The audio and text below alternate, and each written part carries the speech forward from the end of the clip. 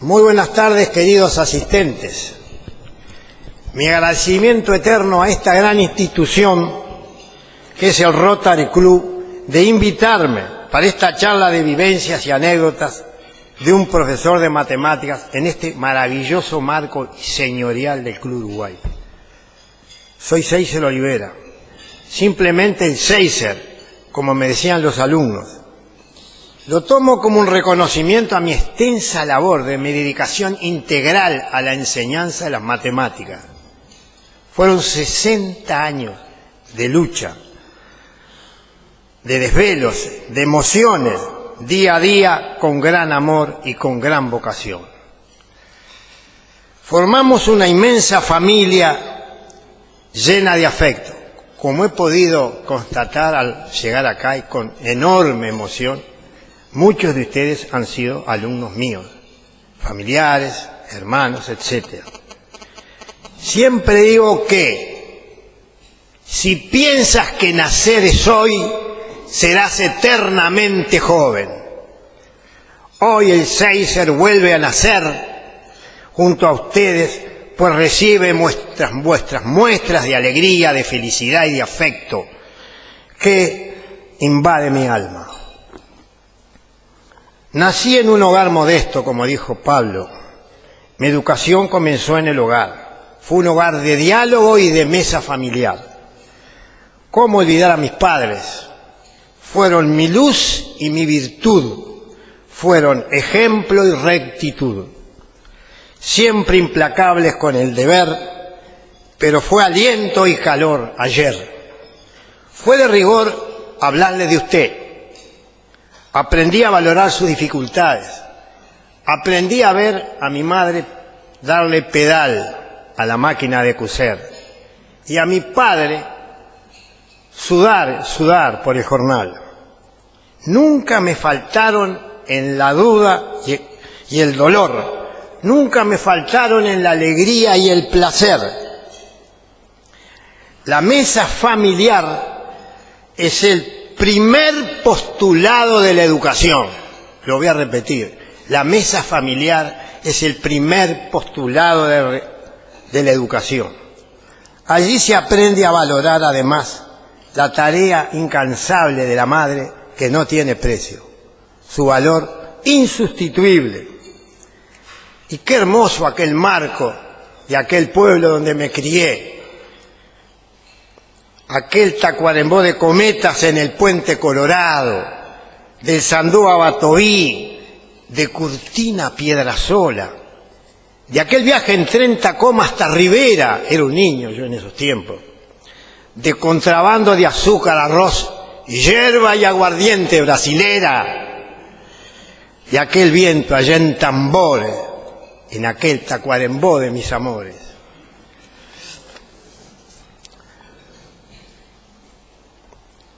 Entré luego en la escuela, posteriormente pasé al liceo.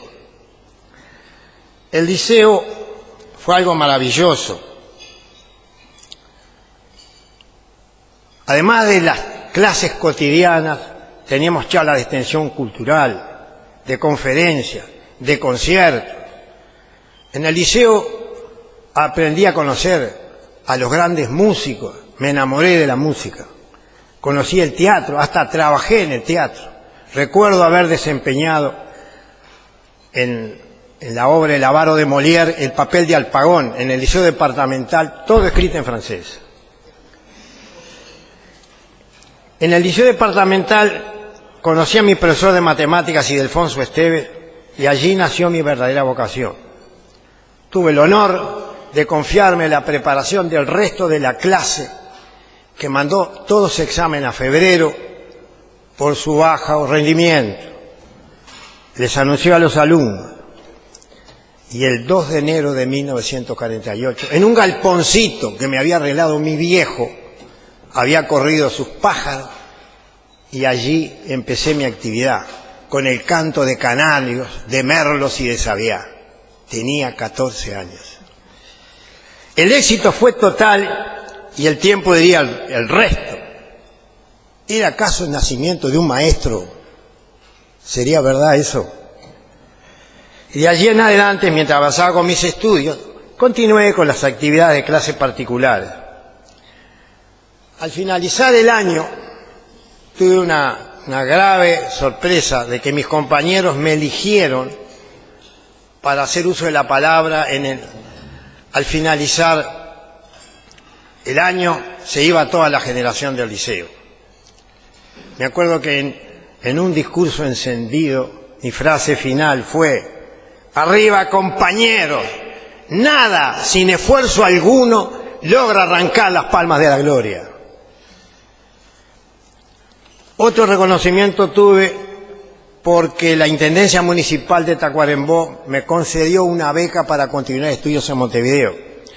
Como les dije, mis padres eran modestos y era difícil venirse a Montevideo. La vivienda, todo eso era complicado. Esa beca era de 30 pesos, aunque le parezca mentira. El alquiler del apartamento eran 15. Un boleto de ómnibus valía 5 centésimos de un peso. Y así era todo. Llegué a Montevideo y de cabeza hallaba en ese maravilloso edificio de la Sorbona de Amelia. ¡Qué profesores! ¡Qué nivel! Me acuerdo en matemáticas, Gali, Infantosi, Vales, Ferrer, Petraca. Y recuerdo en toda la materia, en todo, en física, Turreyes, Brady, Pereira. Muchos de ustedes los han de conocer, esta gente. Sí. Y además, en química, Costavalle, Conti, y los exámenes de un nivel extraordinario. Le voy a contar una primera anécdota cuando era estudiante. Llegó fin de año, mi primer examen fue física. Ahí habíamos estudiado todo el año. Nos dice el preparador al llegar al instituto: muchacho, con ese cantito de Montevideo, yo no estaba acostumbrado porque venía del interior. Muchacho, ¿qué tribunal tiene? Le dijimos al tribunal: Turreyes, Brady, Pereira, nos salva ni Galileo. Esa fue la presentación. Nos salva ni Galileo. Bueno, y así continué mis estudios en la Facultad de Ingeniería, grandes maestros, Macera, La Guardia, Schaffer. Macera, La Guardia y Schaffer. Qué tigres eran esos, qué nivel.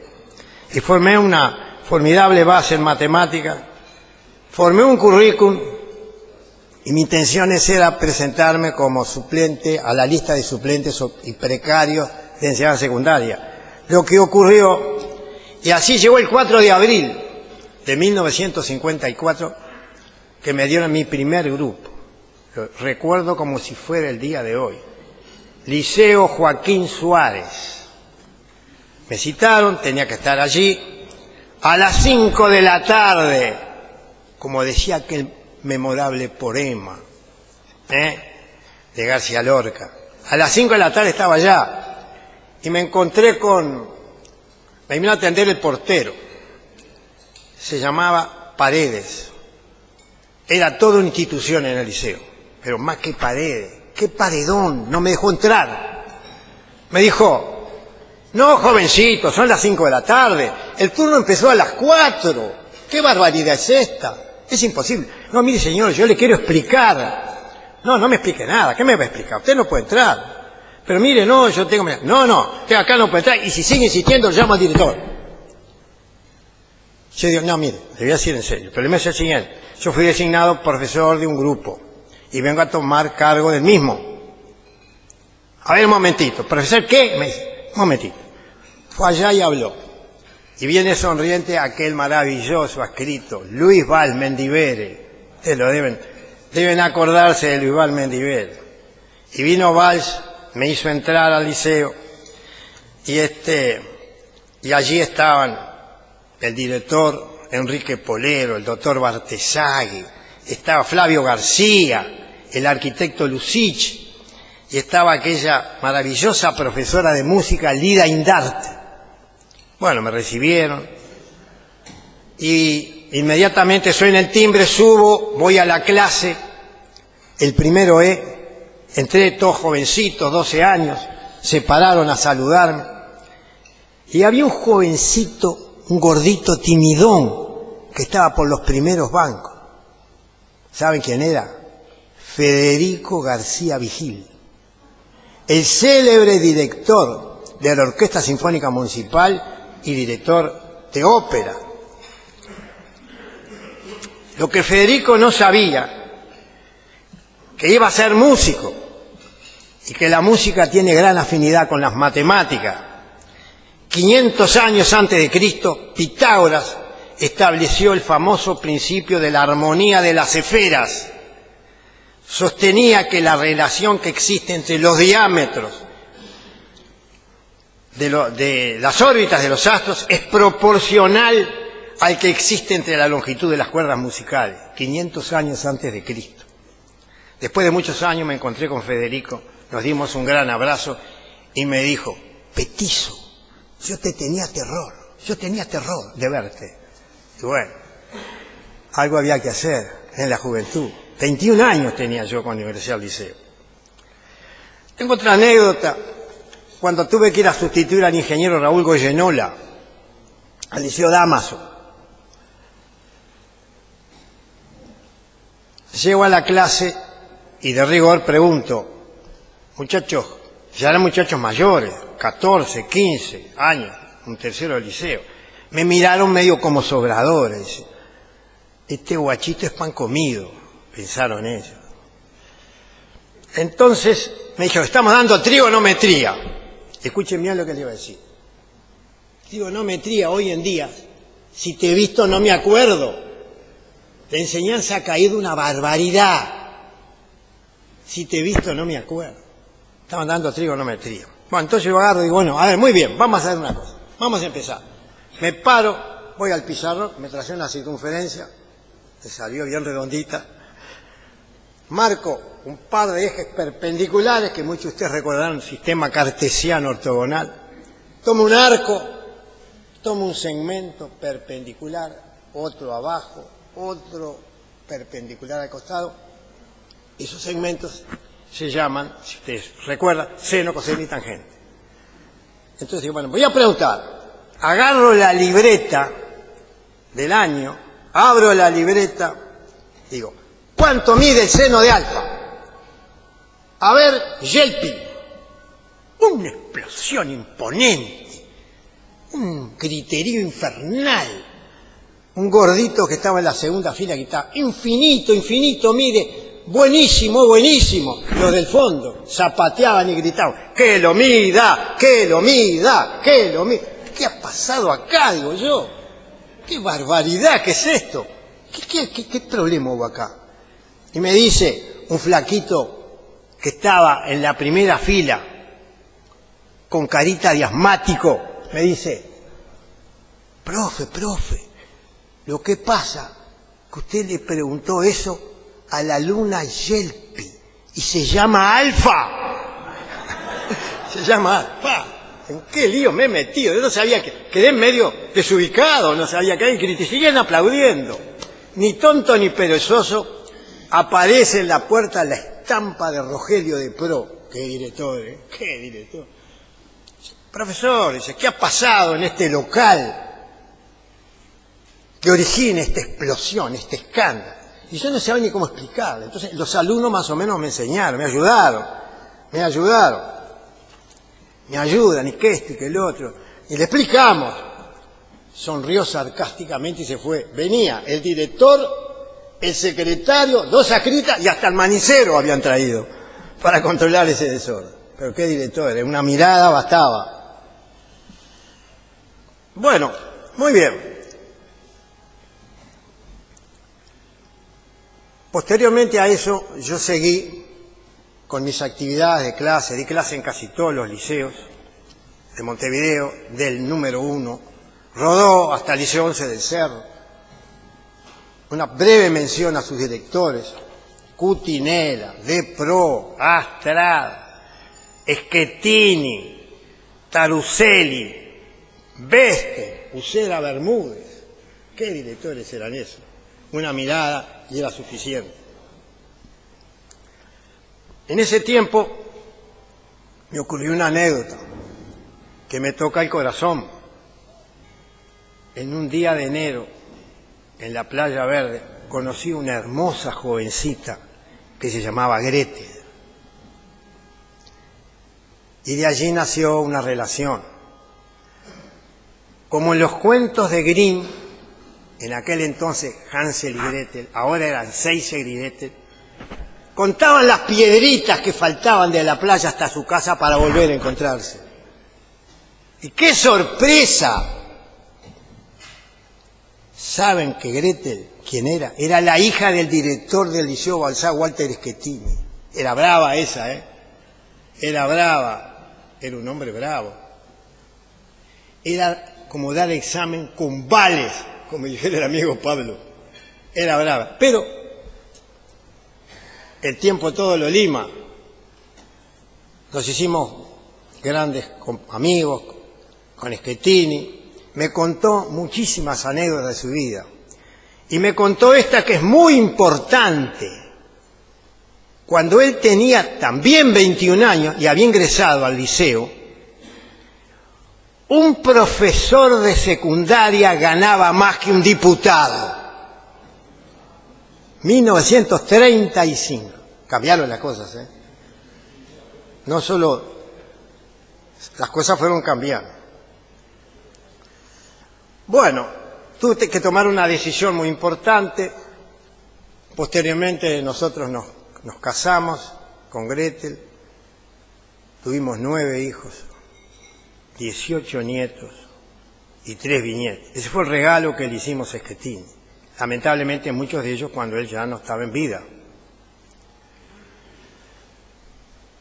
Y recuerdo que debí tomar además la importante decisión de si seguía la actividad que estaba haciendo o me dedicaba exclusivamente a la enseñanza particular, pues además tenía una oferta para irme a Estados Unidos a trabajar en una universidad.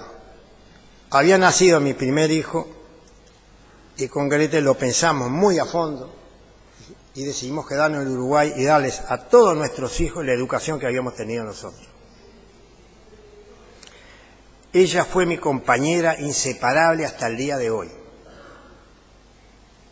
Colaboradora principal, a quien yo le debo muchísimo. Yo diría que mi fama no hubiera sido posible si no la hubiera tenido a ella.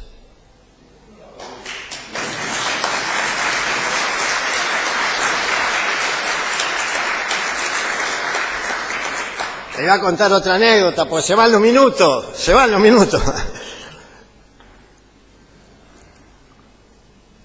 Yo había alquilado a una señora un local al frente de Java. Digamos, era como una pensión mejorada, pero era un local.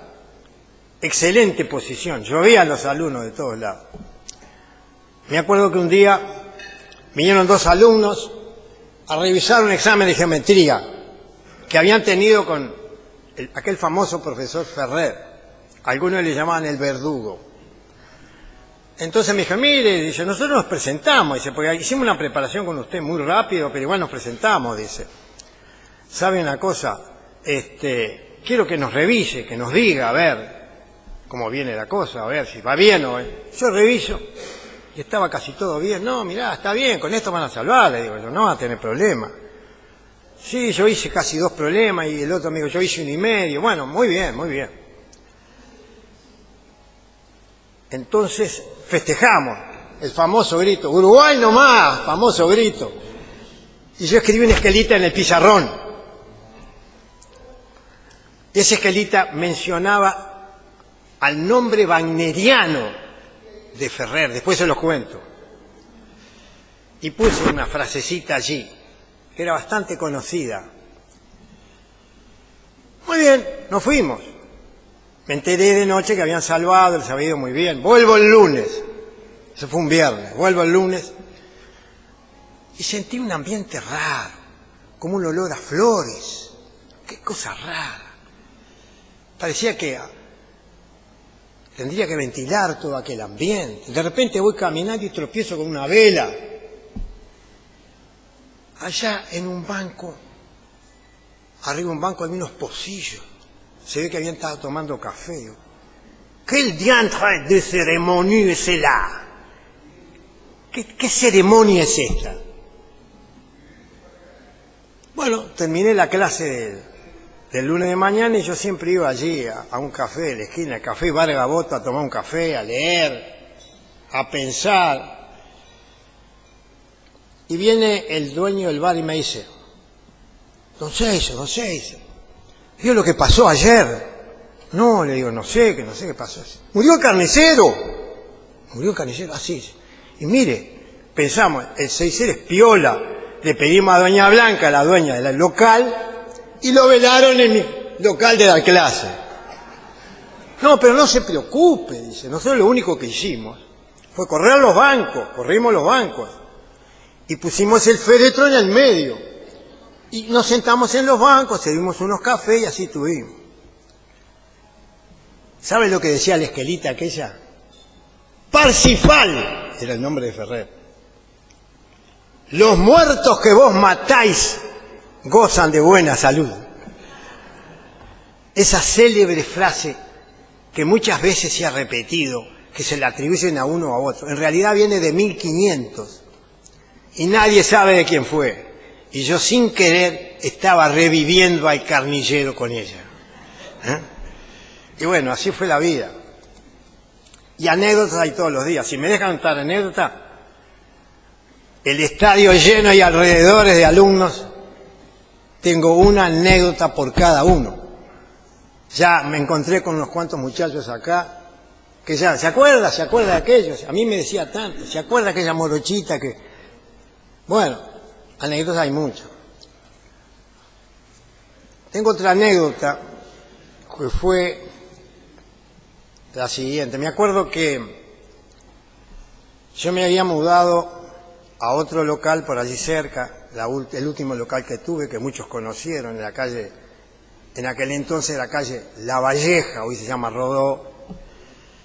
Cayeron dos muchachos, venían de un examen de IABA, y venían discutiendo, no, porque a mí me dio tanto, y yo, tanto, ¿y cuánto? Y digo, bueno, miren, ¿y a ti cuánto te dio? Le digo algo, al que menos hablaba de los dos. No, me dio esto, y el otro digo, a ver, fíjate, tenés los resultados anotados por algún lado, vamos a mirar.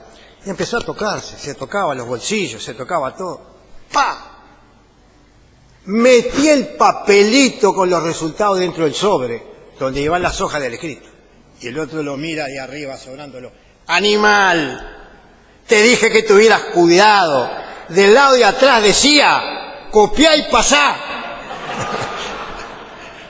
Copiá y pasá. Copiá y pasá. Qué bueno que tuvo eso, nunca me voy a olvidar. Hay otra anécdota también que me ocurrió con un señor que cayó un día a hablar conmigo, veterano, pues yo tuve muchos alumnos veteranos, muchos veteranos, que iban. Me acuerdo, la abuela Blanca, una señora que me dijo que quería venir a las clases, porque ella había sido maestra y directora de escuela, pero su gran vocación era ser escribana. Y lo voy a hacer. A los 80 años venía y se juntaba con todos los chiquilines que eran como sus nietos. Bueno, recuerdo mucho el doctor Moreira, que no me acuerdo el nombre, neumólogo, que lamentablemente murió muy joven, tenía en ese entonces unos 45 o 46 años. Quería estudiar ingeniería médica en Londres y vino 2 años enteros a hacer 2 cursos de todo quinto y de todo sexto y sobre todo geometría. Y qué brillante alumno fue, fantástico. Otro veterano, sí recuerdo alguno que otro, ¿no? Me acuerdo que el otro veterano fue el brigadier Pampillón. A más de uno les debe sonar. El brigadier Pampillón me dijo que quería estudiar electricidad y que iba a hacer unos cursos de repaso porque no se acordaba de nada. Vino todo un año estuvo asistiendo. Cuando llegó fin de año, vino, se despidió, me agradeció, nos saludamos y demás. Y a los pocos días veo su nombramiento para integrar la Junta Militar de Gobierno. Eso ya fue por los años 76, 77. Y estuvo conmigo bastante tiempo. Después le voy a mencionar también a otros que fueron famosos. Pero le quiero contar la anécdota del ecuatoriano. Ese ecuatoriano era un hombre de unos 45, 50 años. Y me dice, yo quiero venir a las clases porque yo en Ecuador estudié economía, pero voy a estar un tiempo largo acá en el Uruguay y quisiera ir a la facultad y continuar mis estudios. Pero además tengo mi hija que tiene 16 años, que está haciendo primer año de preparatorios que en aquel entonces llamaba ciencias económicas, porque no existía esa división de científicos, biológicos y humanísticos. Se entraba directamente ingeniería, arquitectura. Sí, le digo, no hay problema. Si quiere podemos venir los dos juntos. Le digo, sí, cómo no, le digo, no hay problema. Sácate. Tenía un grupo de 40 y pico de alumnos, de cabeza lo metí en el grupo ese, que recién estaba iniciando. Y acá el ecuatoriano, que su apellido por la duda me lo voy a guardar. Me acuerdo que una excelente persona, un loco medio pintún. Y en esa misma clase iba otro veterano, que se llamaba Mañone, que le decían el niño. Y había hecho mucha amiga con el ecuatoriano. Y entonces entra el niño, un día llegó tarde a la clase, entra a la clase, se dirige al ecuatoriano, estaba la hija al lado y otros estudiantes y demás. Ecuatoriano, dice, ayer por 18 de julio te vi siguiendo una cucaracha infame. Para mí aquello me sorprendió, estaba la hija al lado. Digo, ¿qué voy a hacer? ¿Qué momento? Agarro y estaba con un polinomio trancado en el pizarrón y de repente digo, baja por -2 y se cae a pedazos. Pegué ese grito y de chapa me salió el alma, agarré una tiza y la reventé contra el pizarrón. Aquello pasó medio como desapercibido, pero ocurrió. Y ocurrían muchas cosas. Bueno, ya le digo, anécdotas tengo muchísimas, pero lamentablemente el tiempo se va. Quiero recordar que también, naturalmente, tuve estudiantes atorrantones. Había un chico que venía al liceo francés, hijo de un gerente de un laboratorio francés. Y el botija era muy atorrante, no quería estudiar, se vivía la vida, tenía plata, siempre tenía actividades. Entonces, yo un día lo llamo al padre y decir, mire, ya que se llamaba, no puedo con la vida de él no estudia, no rinde. Lo llamo al padre. Allá viene el padre a hablar conmigo, muy bien. Dice, mire, tenemos que ver si entre los dos podemos coordinar, además de las tareas que yo le mando, que él se dedique y la sigue, le estudie, porque esto no puede ser. Pero usted me dice que no está estudiando nada. Yo lo mato. Con todo lo que me dedico a él. Tiene todo, no le falta nada. Yo lo mato. Espere un poquito, señor. Digo, yo no es para que usted se ponga así. El asunto es, hay que pensarlo y coordinar entre los dos. No, yo lo mato, yo no lo banco más. Mire, yo lo mando a París. Ese era porque resulta que él vivía en Francia, tenía la madre y la familia que estaba en Francia. Entonces, para sacarlo del ambiente, lo mandaba a París. Ese era el premio que aquel chico tenía. Sí, pero al lado de ese estudiante, tuve grandes estudiantes. Por ejemplo, me acuerdo un estudiante que había, el ingeniero Eduardo Campiglia, el hombre de Torres y Torres. ¡Qué modesto era Campiglia! Un chiquilín modesto, humilde, bondadoso, incapaz de decir ninguna palabra que pudiera molestar a nadie, modestamente vestido. Me acuerdo que a las clases venía de alpargatas. Ya ve, se dedicó, estudió y a lo que llegó y lo que es el día de hoy. Y he tenido entre mis alumnos muchachos que han logrado un éxito excepcional. Han sido muchos altos funcionarios del Estado, no solamente acá en el Uruguay, sino en el exterior. Puedo mencionar al pasar algunos nombres de tantos, como hay muchos de acá que me saludaron, que ya veo que son grandes personajes hoy en día. Muchas gracias. por venir hoy. La verdad que me siento muy emocionado de tenerlos acá. Los alumnos que yo recuerdo mucho, que ustedes lo deben conocer, por ejemplo, Ricardo Pascale, Juan Protasi, Nelson Fernández, Fernando Caloia, todos personajes que han sido presidentes del Banco Central o del Banco República. El economista Jorge Comón, Carlitos Steneri, funcionario del Banco Mundial, muy conocido, el arquitecto Carlos Sot, aquel personaje que proyecta en los aviones. Era un alumno serio, siempre con su valijita y sus lápices. Yo le decía, capaz que abro esa cartera y me encuentro con la Orquesta Sinfónica de Londres, le decía un día.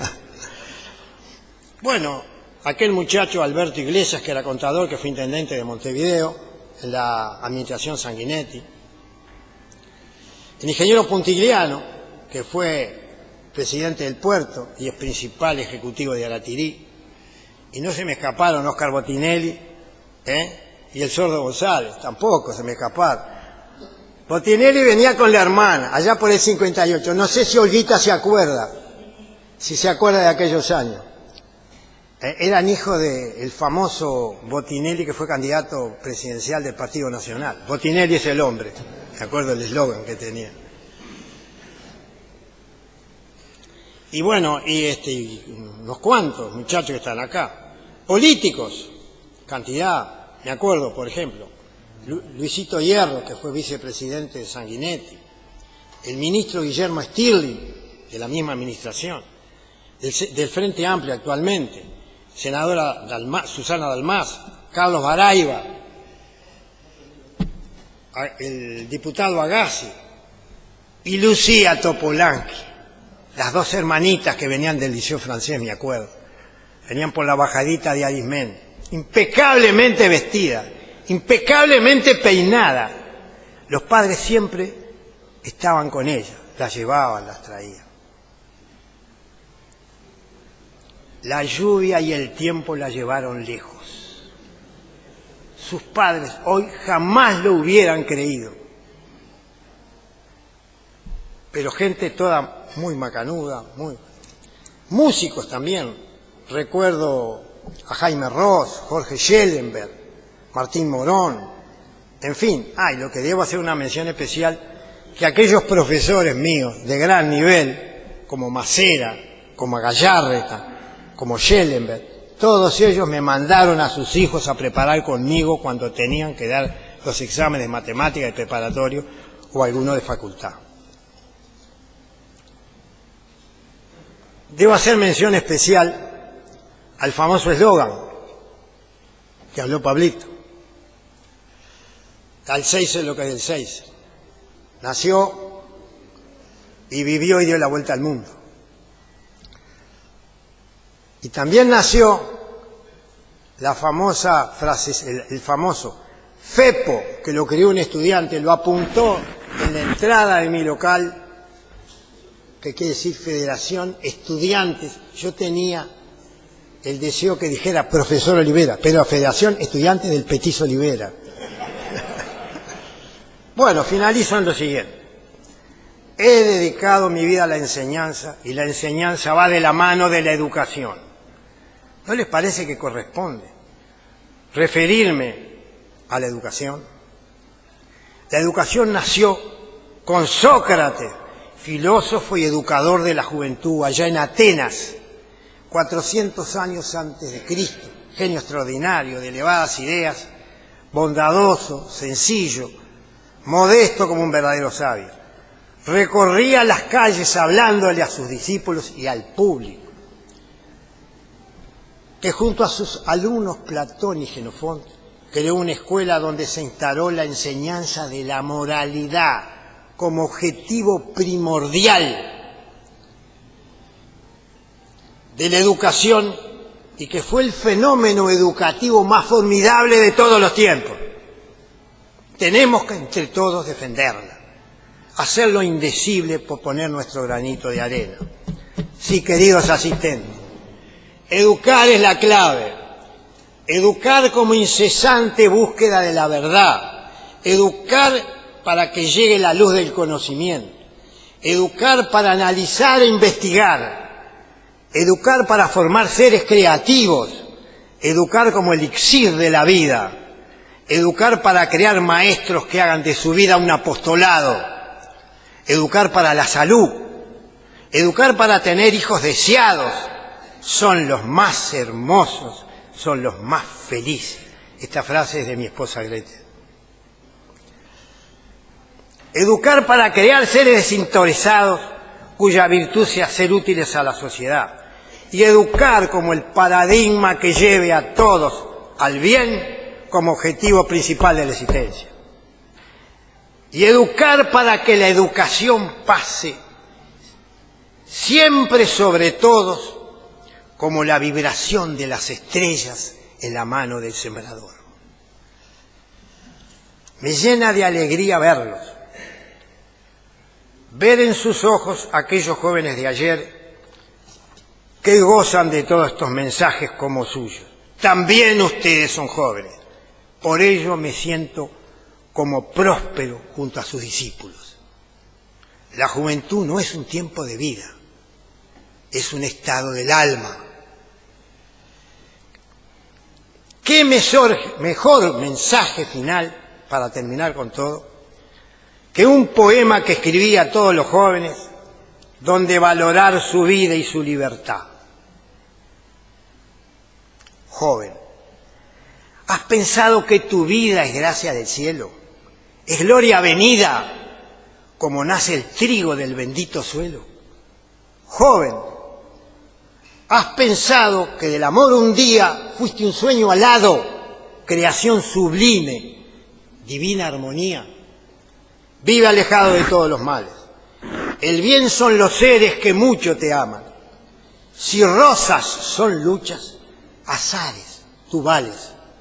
Maestros sagrados encienden tu llama. Vacilante piensas, ¿cuál es el sendero? No importa el linaje ni tampoco nobleza. La educación es tu deber primero. Luminoso camino es la virtud que reza. Con lluvias y vientos volarás muy lejos. De luces y sombras de aurora brillará el lucero. Riqueza en los hijos de sabios y viejos. Volverá el mensaje, serás tú pionero. Joven, despierte tu alma dormida, abre tus brazos a la imaginación y los sueños, que llegue la luz e irradie la vida, de tu ser eres el dueño. Muchas gracias.